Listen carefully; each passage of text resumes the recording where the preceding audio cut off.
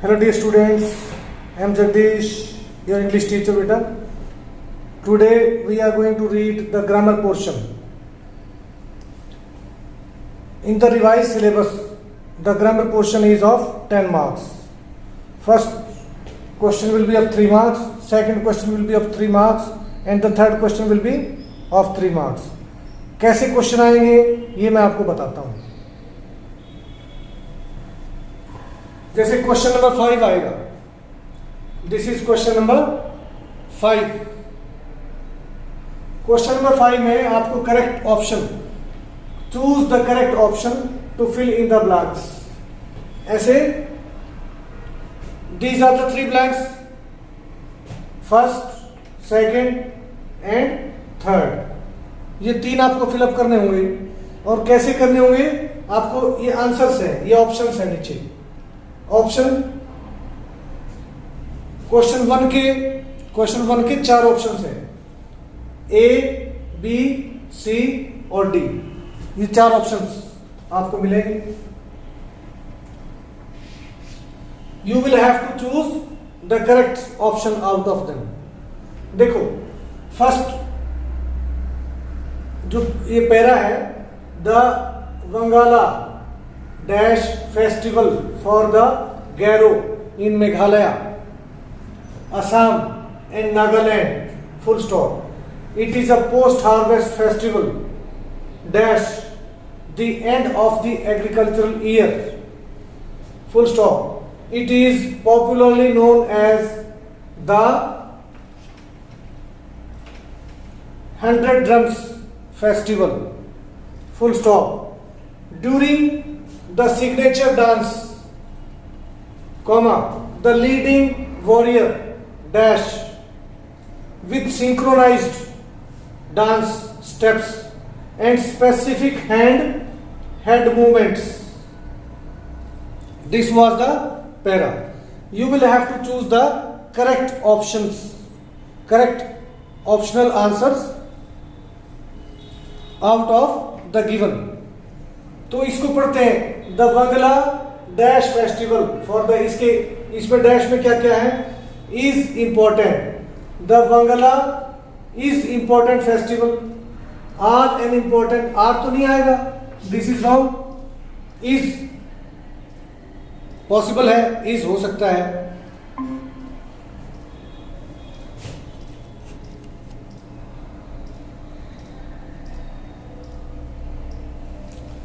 Is, फिर the Wangala was important festival for the Garo in Meghalaya.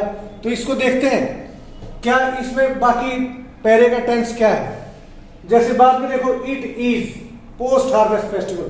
इसका मतलब इट मींस इस पैसेज के अंदर प्रेजेंट टेंस है, तो वॉज भी रॉन्ग है, वॉज भी रॉन्ग है. Is an important. अब 2 ऑप्शन है अपने पास, इज इंपॉर्टेंट और इज एन इंपॉर्टेंट. तो इनमें से बेटर ऑप्शन कौन सा है, क्योंकि ये फेस्टिवल है, the Wangala is a festival. So हम कौन सा चूज करेंगे, इज एन इंपॉर्टेंट. ये with this also is wrong. Okay, ऐसे चूज करने हैं आपको. आपके 3 ऑप्शंस आएंगे और ऑप्शनल आंसर्स आएंगे. ऑप्शनल क्वेश्चंस के अंदर आपको ऑप्शनल आंसर्स में से राइट आंसर चूज करना है ना. तो फर्स्ट ब्लैंक में क्या आया, डी ऑप्शन आया. The Wangala is an important festival for the Garo in Meghalaya, Assam and Nagaland, full stop. It is a post harvest festival dash the end of the agricultural year. अब इसको देखते हैं. It is post harvest festival. अब इसमें देखो, being celebrated for the making, it is the post harvest festival being celebrated for the marking the end of, marking of. तो यहां of आना चाहिए, सो this is wrong, this is wrong option. क्योंकि marking के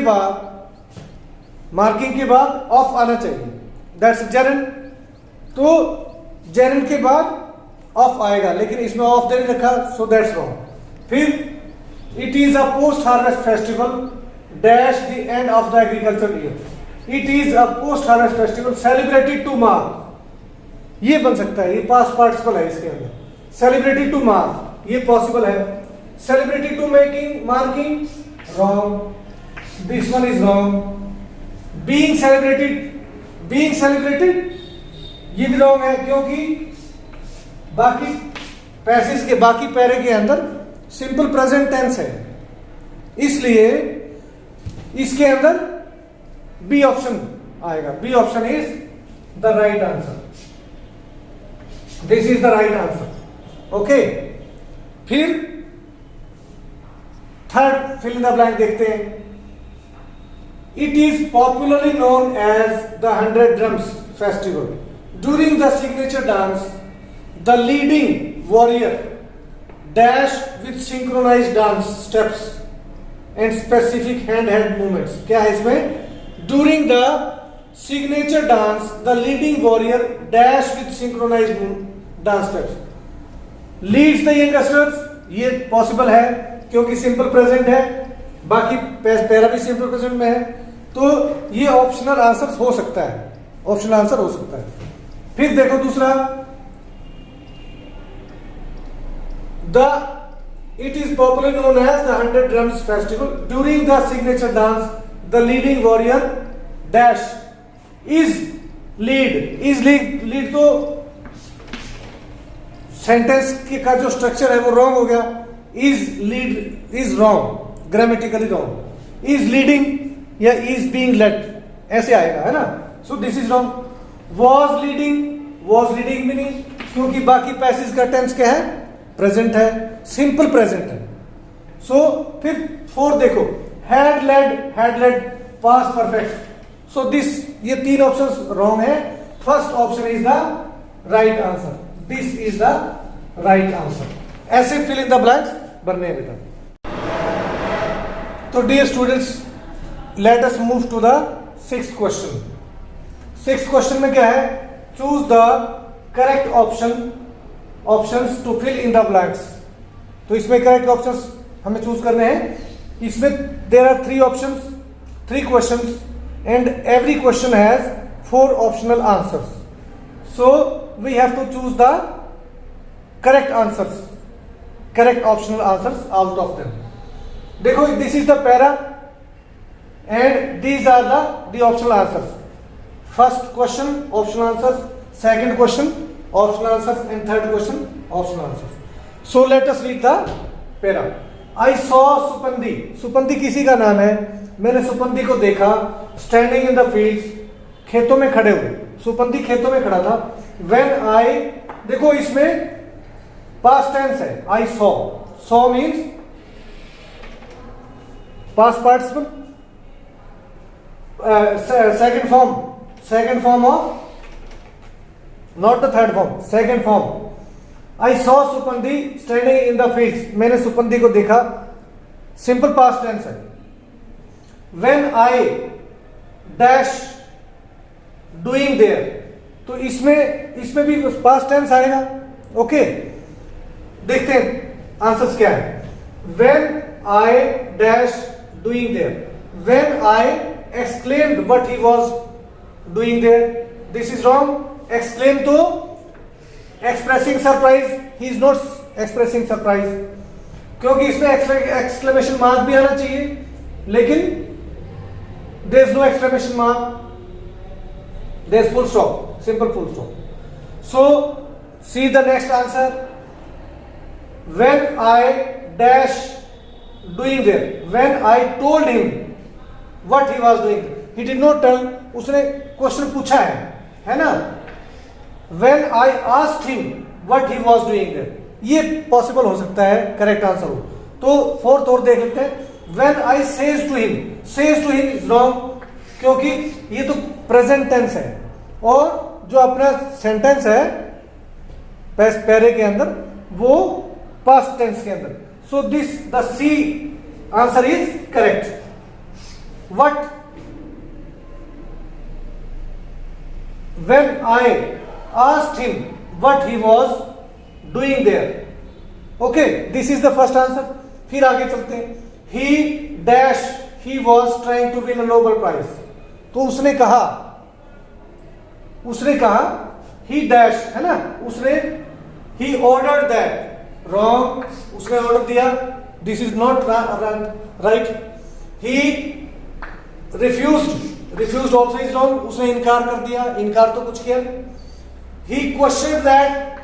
question नहीं होगा क्योंकि question तो मैंने पूछा है, सुपंदी से पूछा है, तो सुपंदी तो रिप्लाई करेगा, जवाब देगा. He replied. So this is the correct answer. He replied that he was trying to win a Nobel Prize. Okay. फिर आगे I was confused. मैं कंफ्यूज हो गया, उलझन में पड़ गया. When and inquired. I was confused and inquired. और मैंने उससे आगे पूछा how standing in the rice fields. धान के खेतों में, चावल के खेतों में खड़े होकर के would help him. कैसे उसको सहायता मिलेगी. चावल के खेतों में खड़े होना उसको कैसे सहायता करेगा. Help him do so. Nobel prize जीतने में चावल के खेतों में आप खड़े होकर के कैसे नोबेल प्राइज जीतोगे. ही स्टम्प्ड मी. उसने मुझे निरुत्तर कर दिया, उसने मुझे चुप कर दिया. He stumped me by saying that. ये कहते हुए, ये कह करके that he dash won Nobel prize. That he has heard is wrong. Has heard तो प्रेजेंट टेंस है, अपना आंसर पास्ट टेंस में होना चाहिए. तो every time we shall have to read the sentence जिसमें फिल इन द ब्लैंक भरना है अपने को. He stumped me by saying that he dash won Nobel prize. He was hearing that people who were. Was hearing भी does not make sense. ऐसा कोई sentence होता नहीं वॉज हियरिंग, है ना. हियर के साथ, सी के साथ, अंडरस्टैंड के साथ आईएनजी लगता नहीं. सो या तो हो ही हैड हर्ड या ही हर्ड. ऐसे देखो टेक्स्ट में है he had heard that people who had. He stumped me by saying that he had heard that people who had won Nobel prizes had all been outstanding in the their field. ये answer हो सकता है. Next देखते हैं. He did hear that people who had. Did hear is wrong क्योंकि काम पहले क्या हुआ, उसने सुना है, तो जो काम पहले हुआ उसके साथ में क्या लगता है, past perfect. He had heard that the people who had won Nobel prizes had all been outstanding in their field. वो अपने काम में, अपने फील्ड में सबसे अच्छे थे, सबसे टॉप थे, आउटस्टैंडिंग. तो वो अपने काम में सबसे एक्सीलेंट, द बेस्ट वही थे जिन्होंने नोबेल प्राइज जीता. तो मैं भी, this is a joke, he is joking. Supandi. तो इसका आंसर क्या आएगा, C. He stumped me by saying that he had heard that people who had won Nobel prizes had all been outstanding in their field. So this was the 6th question. तो 5th 3 marks का है, 6th भी 3 marks का है. इनमें 4 optional answers हैं, इसमें कोई चॉइस नहीं है. फिर आते हैं 7th क्वेश्चन की तरफ. 7th क्वेश्चन 4 मार्क्स का है. अब नेक्स्ट 7th क्वेश्चन. 5th और 6th क्वेश्चन में 3 क्वेश्चन थे और उनके ऑप्शंस थे, लेकिन कोई चॉइस नहीं थी.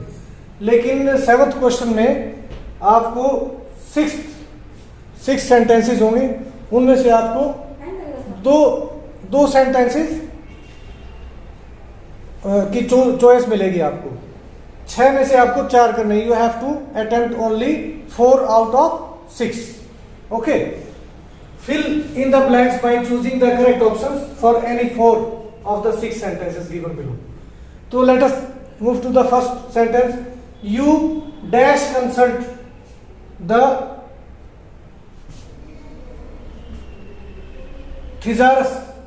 थिजारस डिक्शनरी होती है जिसमें सिनोनिम्स होते हैं, है ना।